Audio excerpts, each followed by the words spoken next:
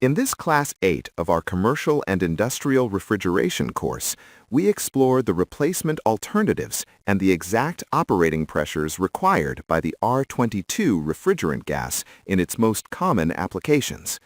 In addition, we quickly and clearly analyze its thermodynamic behavior within the refrigeration cycle. R22 is a refrigerant that has been widely used in freezing, refrigeration, and air conditioning systems. Although it is a high-efficiency gas, its main drawback is its negative impact on the ozone layer and its high global warming potential, which is why it is currently subject to strict environmental restrictions. Next, we will observe its behavior at different evaporation temperatures. Remember that in the description of this video, you will find the link to access our Commercial and Industrial Refrigeration course. We begin by selecting in the simulator an evaporation or cooling temperature of -20 degrees Celsius, -4 degrees Fahrenheit. This value is typical in equipment whose evaporator is intended for freezing applications, such as meat storage. To perform a more precise calculation, we use a superheat setting of 3 degrees Celsius, equivalent to a 5.4 degree Fahrenheit temperature difference at the evaporator outlet. Let us recall that superheat is the increase in temperature of the refrigerant gas within the evaporator, and that this value varies depending on the thermal load of the equipment. For example, in a freezer with a large quantity of food, superheat may exceed 3 degrees Celsius, 5.4 degrees Fahrenheit, while with a lower thermal load, it will be below 3 degrees Celsius, 5.4 degrees Fahrenheit, and may even reach 0 degrees Celsius, 0 degree Fahrenheit temperature difference when the cooling load is very low. To calculate the condensing temperature within the refrigeration system, 10 degrees Celsius, equivalent to an 18 degree Fahrenheit temperature difference, must be added to the outdoor ambient temperature of the equipment. For example, if the outdoor temperature is 30 degrees Celsius, 86 degrees Fahrenheit, the condensing temperature will be 40 degrees Celsius, 104 degrees Fahrenheit. It should be noted that the link to access this simulator is available in the video description. Next, we select a subcooling value of 2 degrees Celsius, equivalent to a 3.6 degree Fahrenheit temperature difference. Subcooling is the decrease in temperature of the refrigerant in the liquid phase at the condenser outlet, which improves system efficiency.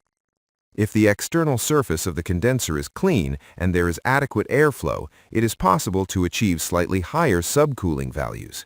However, in hot climates or under adverse heat exchange conditions, such as low fan speed or external dirt on the condenser coil, subcooling may be less than 2 degrees Celsius, 3.6 degrees Fahrenheit, and may even reach 0 degrees Celsius, 0 degrees Fahrenheit of temperature difference.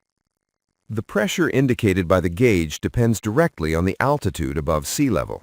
In this section of the simulator, we can select the altitude at which the equipment is located, allowing us to obtain a more accurate pressure value, which is crucial in high-precision refrigeration systems. For example, at sea level, the pressure values corresponding to an evaporation temperature of -20 degrees Celsius, -4 degrees Fahrenheit, are those shown on the screen. In contrast, in another location, the pressure indicated by the gauge will be different. At an altitude of 1,000 meters above sea level, the low and high side pressures adjust to the values indicated in the simulator. Similarly, at an altitude of 2,000 meters, the low and high side pressures change according to what is shown in the corresponding figure.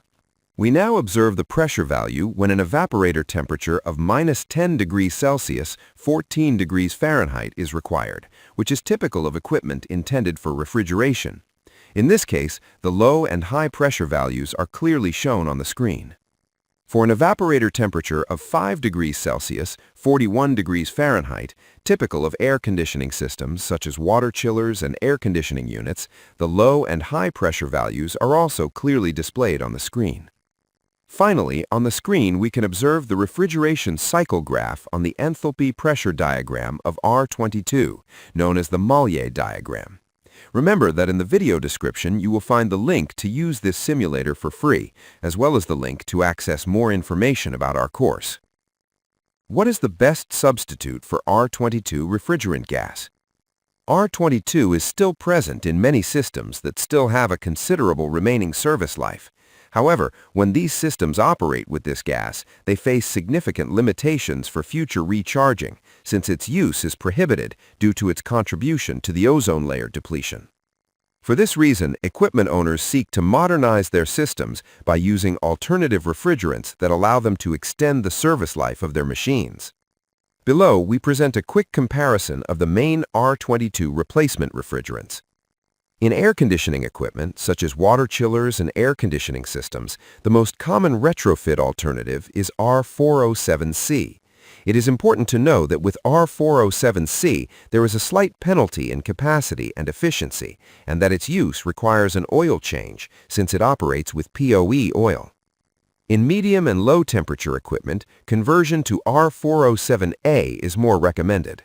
Like R407C, R407A requires an oil change, as it also uses POE oil. In both cases, the mass flow rates are very similar to those of R22, and it is rarely necessary to change the original expansion valve. R407C is widely available and reasonably priced, which is why the industry considers it the most common replacement for R22 in comfort air conditioning applications.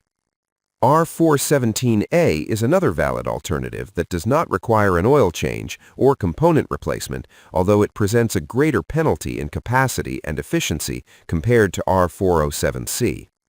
R434A is another R22 substitute that does not require an oil change or equipment modifications, but it presents a significant reduction in capacity.